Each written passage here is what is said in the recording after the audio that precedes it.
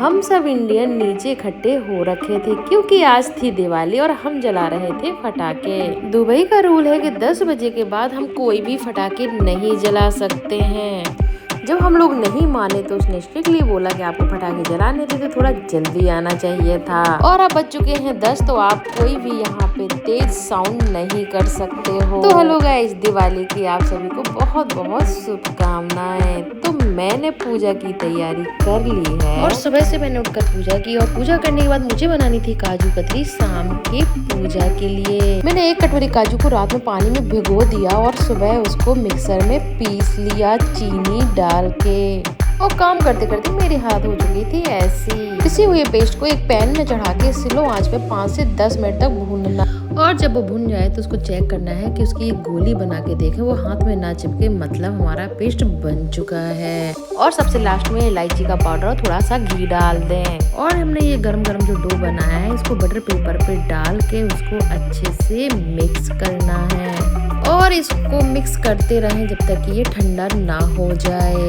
और बस ठंडा होने के बाद इसको बेल लीजिए और आपके पास चांदी का बर्त हो तो वो भी लगा दीजिए। दुबई आके मैंने कुछ सीखा हो या ना सीखा हो, पर मैंने मिठाइयाँ बनाना तो सीख लिया। और गाइस, मैंने ये रेसिपी भी यूट्यूब से देखी थी और सच में मेरी सारी मिठाइयाँ बहुत ही अच्छी और टेस्टी भी बनी। काजू कतरी में अपने हिसाब से चीनी डाल सकते हो क्योंकि मेरे बच्चों को दोनों को ही काजू कतरी पसंद है, तो मैंने इसमें थोड़ी कम चीनी डाली। और जैसे ही हमारा पेस्ट ठंडा हुआ मैंने बेलन से इसको जल्दी से बेल लिया और काट भी लिया। और यहाँ मैंने पूजा की तैयारी कर दी है स्टार्ट। मैंने भगवान जी को अच्छे से रख लिया और सारे दीपक अपने सही जगह पे लगा दिए। बड़े से मॉल से छोटे छोटे सुंदर सुंदर दिए लेके आए और हमने वहीं से ये फूल भी खरीदे थे। वैसे यहाँ दुबई अगर जाते तो वहाँ इंडियन मार्केट जैसा बहुत बड़ा मार्केट लगता है, पर वो हमारे यहाँ से बहुत दूर है। अनी बनी तैयार होकर ऐसे बैठ गए हैं पूजा में कि कोई शैतानी नहीं करेंगे, लेकिन इन दोनों का ध्यान केवल मिठाई पर ही था क्योंकि मैंने इनको कुछ भी खाने के लिए नहीं दिया था। मैंने बोला था पूजा करने के बाद आपको सारी चीज़ें खाने के लिए मिलेंगी।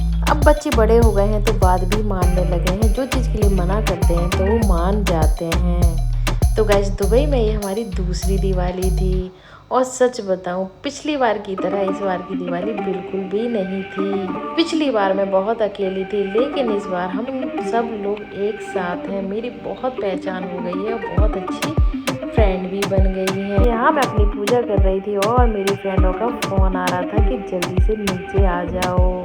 और हमने अपनी पूजा ख़त्म करके हम जैसे ही नीचे आए तो इतना अच्छा माहौल हमें देखने को मिला कि जैसे इंडिया हो।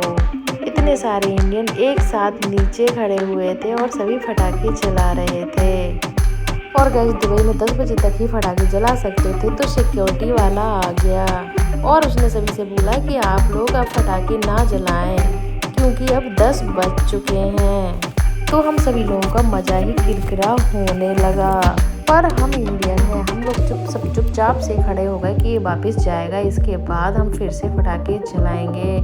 पर वो जाने का नाम ही नहीं ले रहा था। फिर क्या था, उस जगह को छोड़कर हम दूसरी जगह चले गए और जब तक हमने अपने सारे फटाके ख़त्म नहीं किए हम दूसरी से दूसरी जगह चेंज करते रहे। और सभी लोगों ने जल्दी जल्दी से अपने सारे फटाके ख़त्म किए क्योंकि सिक्योरिटी वाला वहाँ फिर से भी आ सकता था। तो गाइस, दुबई की इस बार की दिवाली मुझे जीवन भर याद रहेगी क्योंकि ये थी सबसे सुपरहिट दिवाली। क्योंकि हमें यहाँ मिली हैं 2-3 ऐसी फैमिली जो कि लगती हैं बिल्कुल अपनी। मेरी सारी सहेलियाँ मेरे साथ थी और उनके बच्चे, हम सभी ने मिलकर बहुत मस्ती की और सच में दिवाली पर मज़ा ही आ गया। तो गाइस, वीडियो पसंद आता है तो लाइक, सब्सक्राइब और कमेंट जरूर करिए।